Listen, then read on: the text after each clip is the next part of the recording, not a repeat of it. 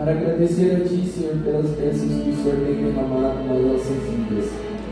Agradecemos a Ti, Senhor, por tudo que o Senhor tem nos feito.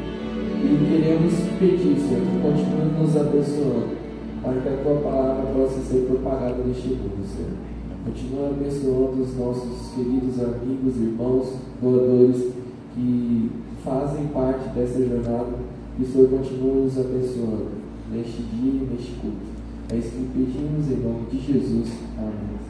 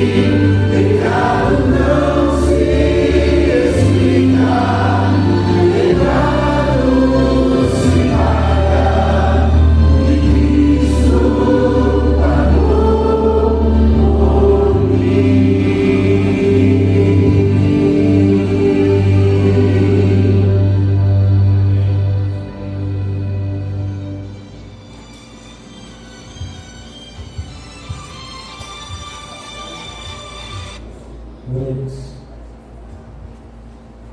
Querido Deus, nossa gratidão ao Senhor pela grata oportunidade de estar na Tua presença, pelo privilégio de louvar, pelo privilégio de cultuar juntamente com os nossos irmãos. ter a certeza que o Santo Espírito do Senhor está aqui em nosso meio, abrindo a nossa mente para que nós possamos compreender a tua mensagem. Permaneça conosco nos momentos que se seguem. Pedimos ao Senhor em nome de Jesus. Feliz sábado a todos. Realmente é um privilégio estar na presença do nosso Deus, ter a oportunidade de estarmos juntos, especialmente ao estarmos finalizando uma jornada de 10 dias de oração. Quando a gente fala uma jornada de 10 dias de oração, nós não estamos falando de algo que iniciou e já finalizou. Esse é o pontapé inicial para desenvolvermos o hábito de uma vida de oração. Então não paramos de orar porque terminou esse projeto dos 10 dias. A gente continua intercedendo pelos nossos amigos, continua intercedendo pelo poder do Espírito Santo, pelo batismo diário do Espírito Santo na nossa vida. Vamos continuar intercedendo pelos nossos familiares, pelos líderes da igreja. Esses 10 dias é um preparo para aquilo que nós queremos fazer ao longo do ano. Então termina o projeto dos 10 dias, mas a vida de oração permanece. Não podemos nos esquecer disso. E hoje nós vamos falar um pouquinho sobre algo muito especial. Nós vamos estudar no capítulo 15 do Evangelho de Lucas sobre o tema dos perdidos e dos achados. A ênfase aqui não é do que se perdeu, é do que foi achado e do que foi feito para ser achado, do que foi encontrado. Mas enquanto os irmãos buscam aí o Evangelho de Lucas no capítulo 15, deixa-me tirar um pouquinho de tempo para reforçar alguns anúncios. Foi anunciado aí individualmente para algumas pessoas, acho que receberam comunicado da minha esposa, sobre uma reunião que haverá hoje às 14h30 aqui na igreja, com aqueles que farão parte da liderança do nosso clube de desbravadores. Então, só para atualizar a igreja, o clube ele já existe o registro na associação do clube. A nossa secretária do clube já tem acesso ao sistema com os dados do nosso clube, minha esposa já tem acesso ao sistema, então o clube ele já existe. Tá? Foi criado, não sei se o Danilo já tem lido, então já vai ser aperfeiçoado, o pessoal mandou o rascunho do que vai ser. Foi criado uma logo que vai ser a marca do clube, porque precisa ter uma marca para dar identidade. Então o clube já tem a sua logo, a sua marca. Há uma pequena diferença do que era antes Shalom e do que é agora. Antes o clube Shalom aqui da igreja era escrito com 2 L's e com a letra M no final. Mas por que foi necessário fazer a correção? Shalom é uma palavra hebraica que significa paz, é utilizada no contexto de cumprimento. No contexto de cumprimentar as pessoas, e Shalom ele é um adjetivo. Então não se escreve um adjetivo de várias maneiras, como a gente faz algumas vezes com substantivo, principalmente quando é um nome próprio. Eu escrevo Camila, posso definir se meu Camila vai ser com C, posso definir se meu Camila vai ser com K, posso definir se meu Camila vai ter um L, se meu Camila vai ter 2 L's, se meu Camila vai ser com I, se vai ser com Y. Então no nome próprio eu posso fazer algumas alterações. Só que Shalom não é um nome próprio, é um adjetivo. Nós estamos nos apropriando de um adjetivo para nos identificar. E Shalom só se escreve de uma maneira.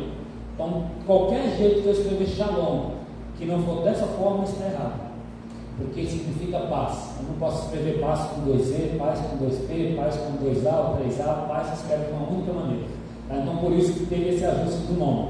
Tá bem? Então, Shalom é o nome do nosso culto. Nós queremos que esse culto seja uma bênção para a igreja e seja uma bênção para a nossa comunidade.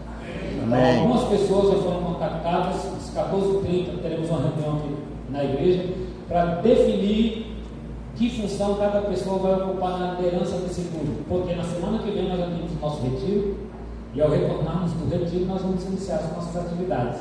Tá bem?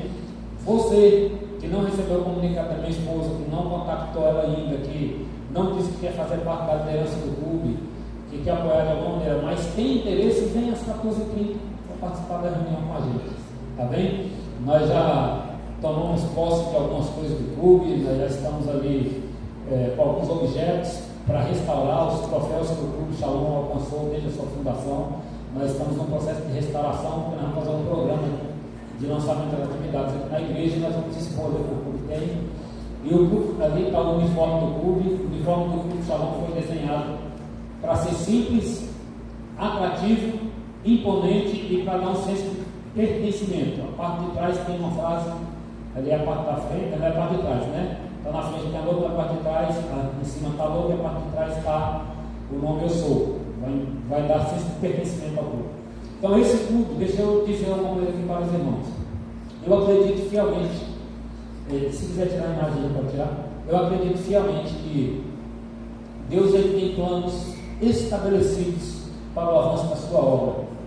E muitas vezes a gente chega nos lugares, a gente vai amadurecendo com o passar dos anos, né? No meu primeiro distrito, por exemplo, eu cheguei com uma sede, eu queria fazer tudo de uma vez só. Aí a gente vai vendo que existem características específicas de cada igreja, de cada liderança, de cada região onde a igreja está, e a gente vai entendendo que a gente precisa deixar o Espírito de Deus guiar. A gente vai entendendo que a gente precisa deixar o Espírito de Deus conduzir para que o trabalho naquela região, naquela localidade, com aquelas pessoas, seja efetivo e cumpra o seu propósito. Então, uma grande dificuldade que eu tive e que muitos de nós temos é confiar plenamente na condução de Deus. Às vezes a gente quer fazer do nosso jeito, mas às vezes o nosso jeito não é o melhor. A gente pensa que é, mas não é. Deus tem um jeito melhor de fazer as coisas, né? E eu tenho orado muito para que Deus diga para mim, me mostre qual é o plano para essa igreja. Eu já tenho falado disso aqui algumas vezes. Deus tem que mostrar qual é o plano. Qual é o plano para nós sairmos do tempo e impactar a comunidade. Porque, irmãos, cada sábado, a cada domingo, a cada quarta-feira, a cada início de ano dos 10 dias de oração, a cada Semana Santa, que nós nos prepararmos com as atividades da igreja e nós nos reunimos aqui, fica bem confortável no ar condicionado e saímos daqui saciados com os belos louvores que foram cantados, com a bela mensagem que foi pregada, e depois irmos embora e pensar que está tudo bem. Isso não vai virar a chave na igreja. Isso não é o que nós precisamos. Isso faz parte de um processo, mas é assim: quando a gente passa da porta para dentro, a gente entra para adorar, mas quando a gente passa da porta para fora, a gente sai para servir e para salvar. Então, eu tenho orado muito para que Deus mostre o plano que nós temos que desenvolver para impactar a comunidade a partir do momento que nós saímos da porta para fora. Porque aqui, da porta para dentro, está funcionando tudo 100%. Está tudo beleza, os programas são bons, os líderes são dedicados, todos que têm uma responsabilidade na igreja se preparam e faz com perfeição, entendendo que está fazendo para Deus, está tudo certo. Nós não temos que abrir mão disso, isso é importante, mas nós precisamos impactar lá fora. Então por isso eu tenho orado, pedindo para que Deus mostre qual é o plano, porque eu tenho vários planos, mas são meus, e eu não posso confiar nos meus planos. Tenho que saber qual é o plano de Deus. Então, alguns podem até já inclusive estar pensando assim, mas pastor só fala desse desbravador, deixa eu falar para vocês. Deus me mostrou qual é o plano. Nós vamos começar a impactar a comunidade através do Clube dos Desbravadores. Amém. Não é um clube para nós entrarmos aqui e virmos nos divertir. Não é isso. Esse é um clube que vai fortificar a fé dos nossos e vai alcançar outros. Amém. Nós vamos chegar no coração de muitos pais que não viriam à igreja de outra maneira se não fosse através de seus filhos. Então nós vamos alcançar crianças através dos desbravadores, e através dessas crianças nós vamos alcançar os pais. Amém. Então esse é um plano de Deus, é por isso que nós estamos enfatizando, tá? E Deus tem um chamado especial para cada um. Não tem idade. Você pode ser útil lá no clube fazendo alguma coisa. Você vai estar fazendo um trabalho missionário. O Clube de Desbravador não é um projeto social, é um projeto missionário. É um projeto para salvar vidas de pessoas. E eu falo muito do Clube de Desbravadores porque se existe um ser humano que era rebelde, que não queria nada com nada, esse é quem nos fala. E foi através do trabalho do Clube de Desbravadores que eu me encontrei. Então eu sei do potencial do Clube de Desbravadores. Eu sei que o Clube de Desbravadores pode fazer na vida de uma criança, de um adolescente. Sei que pode mudar o destino de uma pessoa. O poder não está no clube, o poder está no líder do clube, que é Jesus Cristo. Mas o clube é uma ferramenta de Deus, tá bom? Então, às 14h30 estaremos aqui para essa reunião. Se você se sentisse chamado por Deus, venha, e haverá espaço para você também, tá bom? Nós já estamos com as fichas de inscrições, nós vamos entregar as fichas de inscrições, para que possamos já alimentar o nosso sistema para iniciar as nossas atividades, tá bem? Lucas capítulo 15, dia 11 de setembro do ano 2001, eu tinha 21 anos de idade, e era a parte da manhã. Eu estava trocando de trabalho, estava saindo da marcenaria onde meu pai trabalhava, e estava entrando como monitor da escola adventista de Planaltina, Distrito Federal. E nesse processo eu fiquei alguns dias em casa. Nesse dia eu estava em casa, estava nessa transição, eu estava em casa, a televisão estava ligada e estava um alvoroço mostrando um prédio que havia sido atingido por um avião, e as pessoas queriam saber o que tinha acontecido, como aquele prédio, como aquele avião mudou a sua rota, será que ele teve algum problema no motor, o que tinha acontecido. Os repórteres que estavam ali passando as informações queriam saber o que tinha acontecido para que aquele avião tivesse atingido aquele prédio. Enquanto a reportagem estava sendo feita, foi transmitida ao vivo o segundo avião atingindo o segundo prédio, a segunda torre. E então, a partir daquele momento, já se soube que se tratava de algo não acidental, mas de algo planejado, de um atentado. O fato é que muitas pessoas perderam as suas vidas naquele dia, e muitas pessoas que nunca haviam se atrasado um dia sequer no seu trabalho, naquele dia não conseguiram chegar no seu trabalho, que era naquele prédio. Por algum motivo, elas foram impedidas de estar ali, e elas tiveram suas vidas poupadas. O fato é que o governo americano depois entrou num processo de indenização às famílias das vítimas daquele atentado. E em 2020, agora mais recente, foi lançado um filme com o título Quanto Vale? Esse filme retrata, eu não assisti esse filme ainda, eu li um pouquinho da sinopse dele, mas esse filme retrata o drama de um escritório de advocacia que foi contratado pelo governo americano para precificar a indenização, ou seja, definir o valor da indenização, precificar a vida das pessoas que foram mortas. E por que um drama?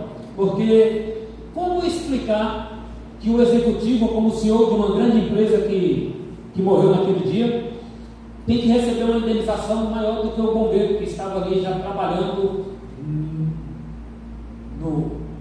através do choque do primeiro avião, e ele morreu com o choque do segundo? Como explicar que a vida de um CEO, do executivo, valia mais do que a vida de um bombeiro?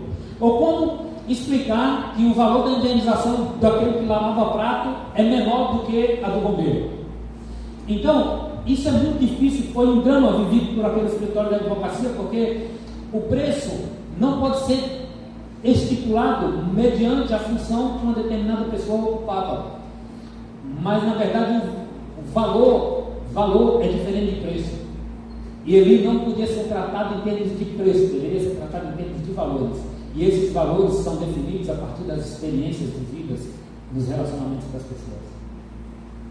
O que lavava prato era tão importante para a esposa, para os filhos, para o pai, para a mãe, quanto o presidente de uma empresa era importante para os seus queridos.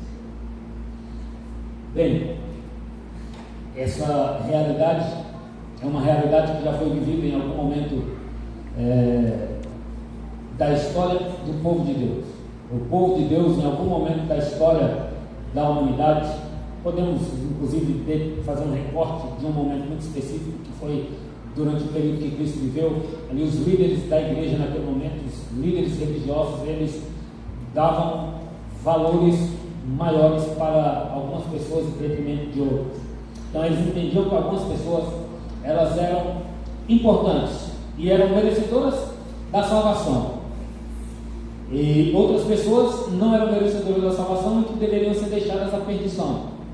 E é por isso que Cristo tem tanto confronto e tanta dificuldade de compreensão por parte desses líderes religiosos, porque Jesus Cristo, ele conversava com uma mulher que tinha uma vida de pecados, uma mulher que não fazia parte do povo de Deus, uma mulher que era uma samaritana. Então Jesus Cristo parou e deu atenção para aquela mulher.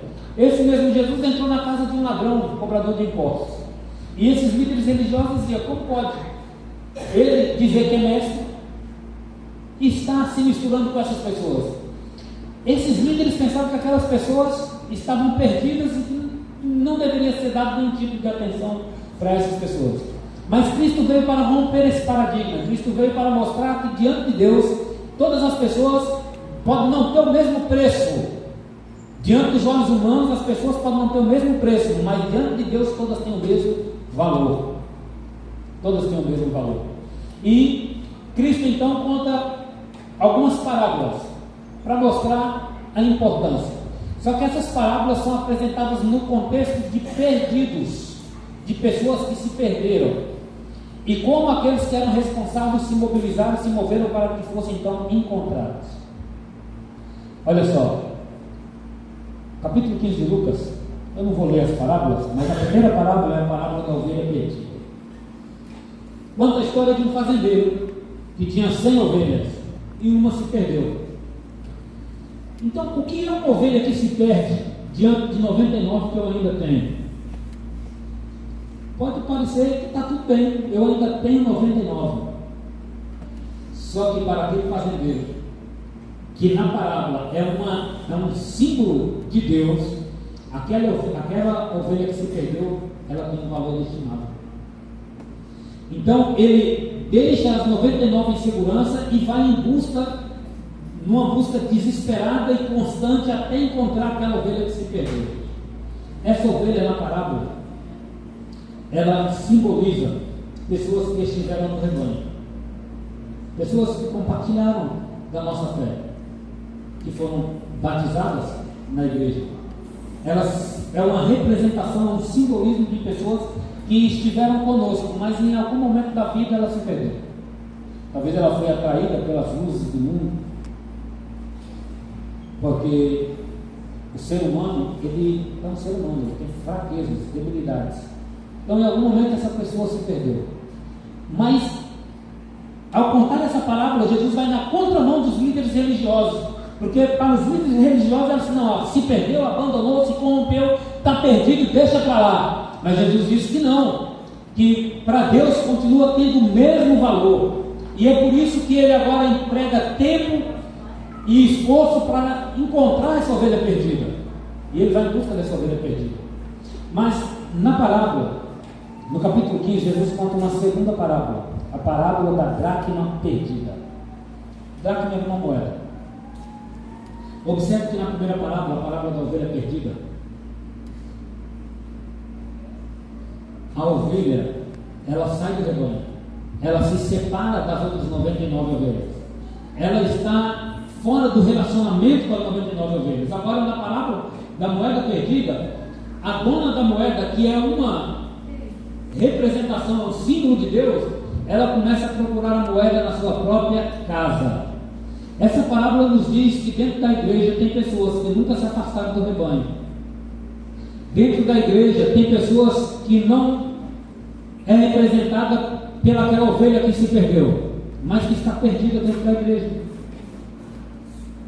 sem ao menos ter consciência que está perdida, mas está perdida. Mas o esforço que Deus faz para buscar aquele que se afastou, Ele coloca um esforço igual, representado por aquela mulher que parou todas as suas atividades, todas as suas tarefas e concentrou esforço em procurar aquela moeda até que ela fosse encontrada. Deus está agindo para salvar os que saíram, e Deus está agindo para salvar os que permanecem. Porque não é o fato de permanecer que garante a minha salvação, de permanecer na igreja, mas o fato de permanecer em Cristo. Então tem gente que está dentro da igreja, mas não está em Cristo. Deus quer salvar a todos. A terceira parábola, e a parábola que é empregada mais tempo, boa parte do capítulo 15 é dedicada a essa parábola, é a parábola do filho pródigo. Você certamente ouviu a parábola do filho pródigo muitas vezes. Essa parábola representa uma outra classe de pessoas que se perderam. A parábola é contada no contexto de uma família que enfrenta um drama familiar. Um filho desejando que o pai morra. Talvez pode ser novo para alguns, mas esse é o contexto, esse é o drama familiar dessa parábola. Porque aquela família que tinha tudo, o filho mais novo, o filho mais jovem, ele quer a sua herança. Então, a herança só é entregue no contexto da morte do pai. O pai estava vivo, mas aquele filho exige a herança. Então, alguns comentaristas chegam a essa conclusão, e muito lógica essa conclusão, de que o filho, na verdade, amava mais a herança do que o próprio pai. Porque para ele ter a herança, o pai precisava morrer. Vendo, porém, que o pai não morria, ele perde a herança. O que é anormal, o que vai na contramão do tradicional, o que vai na contramão do que era praticado. É algo impraticável para aqueles dias. Então o filho, ele quer a herança a todo custo. O pai entrega aquela herança contra a sua vontade, não pelo amor ao dinheiro, mas porque sabia que o filho poderia se dar mal com as escolhas que estava fazendo. Existe um outro personagem nessa parábola, que é o irmão mais velho, que ele permanece com o pai. Ele provavelmente olha de longe tudo que o filho mais novo, tudo que o seu irmão mais novo está fazendo, e reprova o que o seu irmão está fazendo, mas ele permanece com o pai. Esse irmão mais velho, ele gasta tempo executando os afazeres da fazenda, com os trabalhos diários, sendo fiel ao pai. Ele gasta tempo ali. E aquele irmão mais novo, ele pega a sua herança e ele vai embora. Ele gasta toda a sua herança com os prazeres da carne, satisfazendo seus próprios desejos. Mas, à medida que o tempo foi passando, veio uma grande crise financeira e os recursos dele foi diminuindo. Porque um princípio é básico, fundamental. Se você só tira do pote sem colocar, uma hora o pote seca. Vai secar. E ele gastou, não empreendeu, não investiu, só gastou. Enquanto ele estava gastando, havia companheiros gastando com ele, mas chegou um determinado momento que ele só tirou e não colocou. E os recursos acabaram. E no momento de grande crise financeira que abateu, que chegou naquela região, ele agora teve que se virar para poder se alimentar. Tudo que ele conseguiu foi um trabalho alimentando os porcos. Enquanto alimentava os porcos, o desejo dele é que algum porco dissesse assim: estou cheio, para sobrar um pouco daquela comida horrorosa para que ele pudesse comer. Fome é uma das piores coisas que o ser humano pode sentir. Fome. Eu nunca passei fome assim de verdade. Eu passei um dia de fome. Na verdade, 2 dias eu tive fome. Não foi seguido, não. Foi um momento, depois em outro momento da minha vida eu tive uma fome quando eu estava passando na carreteira da morte. Pesquisei no Google depois, carreteira da morte na Bolívia. Estava passando naquela rodovia e o nosso ônibus quebrou. Nós ficamos ali um dia e uma noite. E você olhava para um lado, era precipício, olhava para o outro, você não viu o final do morro. E nem sinal de comida, eu tive fome, um dia. Mas uma pessoa que é levada de um dia para o outro, com a mesma condição, sentindo fome, ela começa a passar por tormentos, ela perde a capacidade de raciocinar, ela sente dores, ela fica incomodada, porque fome é algo terrível. E esse jovem que outrora tinha tudo em sua casa, tinha o cuidado do pai, tinha muitos servos trabalhando naquela fazenda, esse jovem agora se encontra numa situação deprimente de fome, desejando comer o que os porcos comiam. E esse jovem, ele representa um outro tipo de perdido, que é aquele que estava na igreja, que saiu, mas que ele mesmo entende que precisa voltar. Esse é aquele que não precisa que o pastor vá atrás dele pela ovelha. Não é aquele que está dentro da igreja achando que está salvo, mas está perdido. Ele sabe da sua condição e ele sabe que ele precisa tomar iniciativa para o retorno. Ele sabe disso. Então ele se levanta enquanto ele ainda tem consciência, enquanto seu raciocínio ainda funciona, e diz assim: eu vou voltar para a casa do meu pai. Eu vou voltar para a casa do meu pai. Se ele não quiser me aceitar como filho, vou pedir que ele me dê trabalho para que eu seja um de seus funcionários. Olha, esse jovem que saiu na condição de filho, agora desejava voltar na condição de servo. Porque ele entendia que os servos de seu pai tinham uma vida mais digna do que a vida que ele estava tendo. Deixa eu dizer uma coisa para a igreja. Deus quer que sejamos servos. Servos. Um discípulo de Jesus é um servo. A palavra grega usada para servo, ela também pode ser utilizada, pode ser traduzida como escravo. E esse é o conceito do discipulado. O discípulo de Jesus, ele é um servo, ele é um escravo de Jesus Cristo. Como assim, pastor? Eu estou com a vida muito ruim, o senhor ainda está dizendo que eu tenho que ser um escravo. O escravo é aquele que não tem vontade própria. Não no contexto do livre-arbítrio, ele tem livre-arbítrio, mas ele é aquele que se submete à vontade do seu Senhor. Ele faz a vontade do seu Senhor. Então, quando a ideia de um discípulo é que sejamos servos, que sejamos escravos, é para defendermos a ideia que nós devemos nos submeter à vontade do nosso Senhor, ao senhorio de Jesus Cristo. Fazemos a vontade dele, não a nossa vontade. E isso é uma questão de escolha. É a escolha que nós precisamos fazer. Então, aquele jovem na condição deprimente que estava vivendo misturado ali na lama com os porcos, desejando comer o resto da comida dos porcos, ele diz: vou voltar para a casa do meu pai para ver se ele me faz pelo menos um dos seus servos. O que ele estava dizendo? Eu vou voltar para a casa do meu pai e vou estar inteiramente à sua disposição para fazer a vontade dele e não a minha. Eu serei conduzido por ele, não pela minha vontade. Ele entendia que se o pai o aceitasse como filho, ele estaria numa posição melhor. Mas naquele momento que ele havia experimentado aquela vida trágica e sofrida, aquela vida de pecado, ele entendia que ser servo do seu pai era bom. Ele entendia que era bom. Muitos de nós precisamos entender isso. Hoje é o momento que nós olharmos para trás, fazer uma auto-reflexão na nossa vida. Talvez seja o momento de lembrarmos do dia da nossa conversão, do dia da nossa entrega. Talvez seja o momento de você parar e lembrar do dia que você se batizou. Tentar resgatar o sentimento que estava no seu coração naquele dia. Eu me lembro do dia que eu me batizei. Era o dia 30 de junho de 1990. Eu era um molequinho pequenininho. Nunca cresci muito, né? Era pequenininho, magrelo, boca grande, como é normal, e muito dente.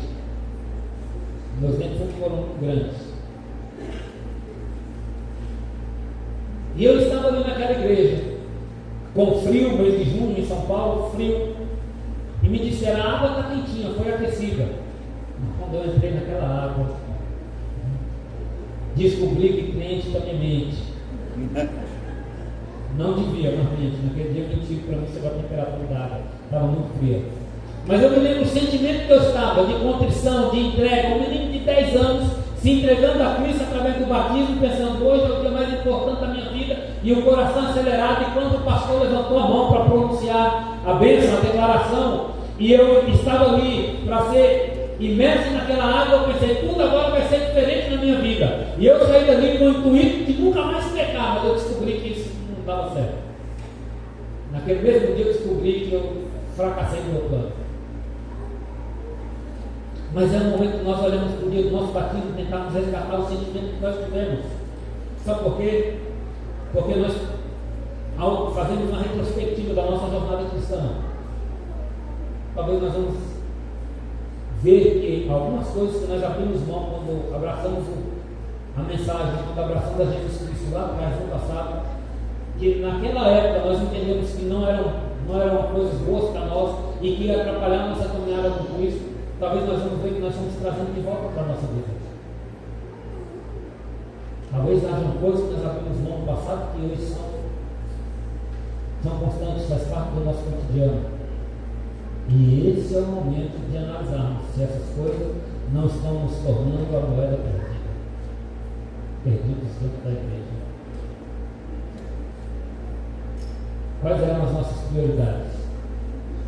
O desejo que nós tínhamos de compartilhar a nossa fé. Será que não é o momento de reavaliarmos, fazer uma e entrega ao Senhor? Meus queridos, existem muitas pessoas que vocês conhecem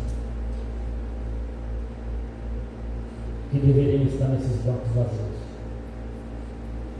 que já estiveram aqui, por algum motivo não estão.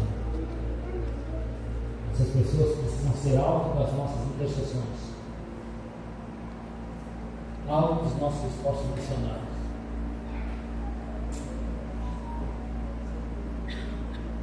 Vou dizer por quê. Porque nós não sabemos o dia nem a hora da vida de Cristo, mas nós sabemos o tempo. Pouca pessoa tem falado sobre isso. Nós podemos não saber o dia e a hora, mas nós sabemos o tempo. As profecias nos dizem o tempo que Cristo virá. Não nos diz o dia nem a hora, mas diz o tempo. E o tempo é agora. As profecias que se cumprem em nossos dias. O tempo é esse. O que nós estamos colocando na nossa força? O que tem sido a nossa prioridade? Se eu estou falando nessa manhã para alguém que precisa fazer o caminho de volta, pare, reflita em como tem sido a sua vida até aqui. Se eu estou falando para alguém que precisa recomeçar com Jesus Cristo,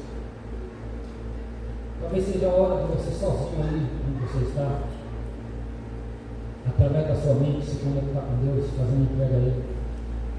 Deus não precisa de grandes movimentos. Deus não precisa que todo mundo venha chorando aqui à frente. Deus precisa que na sua mente você faça uma entrega consciente. É isso que Deus precisa. Se eu estou falando para alguém que está na igreja, mas sabe que o negócio está bagunçado, que as coisas estão indo meio que atropeladas, e talvez está colocando o estudo na frente de Deus, talvez está colocando o trabalho na frente de Deus, talvez existam pessoas que estão sacrificando sua devoção pessoal. Existem pessoas que estão mais preocupadas com o que vai comprar, com o que vai ter, como vai vestir, como vai se apresentar, do que com a vida espiritual. Isso é um momento de reconectar com Deus. Alguém me fez uma pergunta, algum tempo atrás, simples e profunda. Alguém perguntou se eu amava Jesus sobre todas as coisas. Porque quando Jesus foi indagado, qual era o primeiro e maior mandamento? Ele falou: amarás o Senhor teu Deus de todo o teu coração, de toda a tua alma, de todo o teu entendimento. Isso é o mais importante. É assim que nós amamos a Jesus? Então prestem atenção. Se eu realmente amo a Jesus mais que todas as coisas, quero estar com Ele mais que todas as coisas, Ele é o que mais importa. Significa que se eu tiver que perder o meu emprego por causa de Jesus, eu vou perder, porque para mim Jesus é mais importante. Jesus é mais importante. Significa que se eu tiver que atrasar a minha formação em 1 ano, em 2 anos, em 3 anos, porque eu não quero desobedecer a Jesus, eu vou atrasar, posso até ficar triste, mas vou estar feliz, porque para mim Jesus é o mais importante. Agora, se toda vez que eu tiver um confronto, toda vez que eu tiver um confronto com a minha consciência, toda vez que eu estiver em dúvida se eu devo ou não fazer uma coisa, toda vez que eu pensar em fazer alguma coisa que vai contra a orientação divina, porque senão eu vou ter consequências no trabalho, ou no estudo, ou em qualquer área da vida, significa que eu estou colocando alguma coisa como um grau de maior importância na minha vida. Jesus é mais importante para você? Se Jesus for mais importante para mim, for mais importante para você, não importa o que vai acontecer. Não importa o que vai acontecer. Não importa se vão dizer que eu sou um tolo. Não importa. Sabe por quê? Porque Deus nos deu o livre-arbítrio para fazer escolhas sábias. Mas tem um detalhe que muitas vezes a gente não fala. Você não está aqui somente porque você escolheu. É verdade que você escolheu, foi uma decisão sua. Mas você está aqui porque primeiro Deus te escolheu. Eu quero finalizar contando um pouquinho de quando eu decidi ir para o seminário. Eu era professor há 9 anos. Eu era professor do Estado, no Mato Grosso, e professor efetivo no município de Confresa. Então eu trabalhava de manhã, trabalhava de tarde e trabalhava à noite.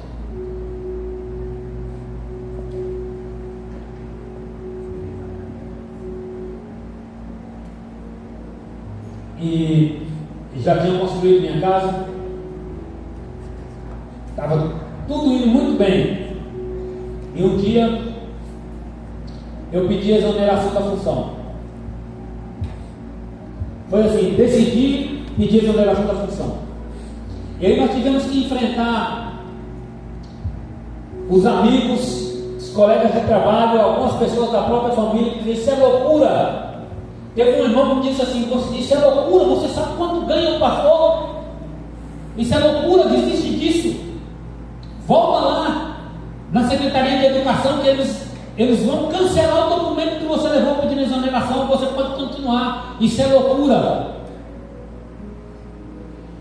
Deixa eu dizer uma coisa para vocês: não é só desistir de uma profissão, abrir mão de uma vida já desenhada e ir para uma faculdade estudar teologia para ser um pastor da igreja, que é loucura. Isso aí é parte do processo. Loucura é você levantar de manhã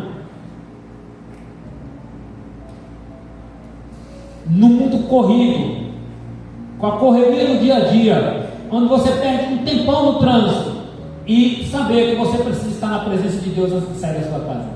Isso para a humanidade é loucura. Para muitos pode ser loucura. Mas você trabalha tanto, você está tão cansado, para que você levanta tão cedo? Porque eu preciso estar diante de Deus. Isso para algumas pessoas é loucura. Mas você está fazendo isso, você precisa fazer isso, porque Deus te escolheu. Eu não fui para uma faculdade estudar teologia, não abri mão do meu emprego, da minha casa, porque eu escolhi ser pastor. Não foi por isso. Eu não sou pastor porque eu escolhi. Na verdade, eu já tentei desistir um monte de vezes. Já estive na sala do presidente com a credencial na mão. Disse: não dá mais para mim, pastor. Por favor, receba minha credencial, não dá mais para mim. Eu passei por um momento tão crítico, eu fiquei tão doente no ministério, que o psiquiatra me disse: você só vai curar se você deixar o seu ofício, você precisa mudar de profissão, seu ofício. Mas eu tinha que insistir, porque não fui eu que escolhi, foi Deus que me escolheu, foi Deus que te escolheu. Você está aqui porque você é o sonho de Deus, você está aqui porque Deus tem planos para você. Só que nessa jornada, seguindo o plano de Deus, aceitando o chamado de Deus que você aceitou, muitas vezes nós distraímos, nós perdemos o foco, nós colocamos a nossa atenção em coisas que não é o mais importante para nós. Muitas vezes nós colocamos o foco nas diversões, nós colocamos o foco no trabalho, nós colocamos o foco nas posses, nós colocamos o foco no adquirir conhecimentos e diplomas, em ser reconhecido. Nós queremos visibilidade. Lembre-se, Deus te escolheu. Então, o que para o mundo parece loucura, não é loucura, porque você sabe que Deus te escolheu. Quando as pessoas estão se divertindo hoje, indo para os rios, você está aqui na igreja assistindo um pouco. Quando você recebe o seu salário, você tira 10% porque você entende que é o reconhecimento que Deus é o proprietário da sua vida, o seu dízimo. Quando você tira uma oferta, as pessoas falam assim: isso é loucura. Mas você sabe que Deus te escolheu. Quando você trabalha um dia inteiro e à noite você vem para a igreja para ministrar o louvor aqui na frente, para ficar na porta recepcionando os filhos e as filhas de Deus. As pessoas dizem: podia estar descansando, isso parece loucura, mas Deus te escolheu. Deus te escolheu para ser uma luz. Deus te escolheu para ser a luz do mundo, para ser o sal da terra. Deus te escolheu para fazer a diferença. Antes de tudo isso, Deus te escolheu para a eternidade. É hora de renovar o nosso compromisso com o Senhor, de definir as nossas prioridades. É hora de dizer para o Senhor: Senhor, eu sou teu. e eu quero ser teu enquanto eu viver. Nesse momento nós vamos ter uma mensagem musical. E enquanto a nossa irmã canta, é hora de refletirmos sobre as nossas prioridades, sobre o chamado de Deus para a nossa vida, e entendermos que nós somos os sonhos do Senhor. Amém?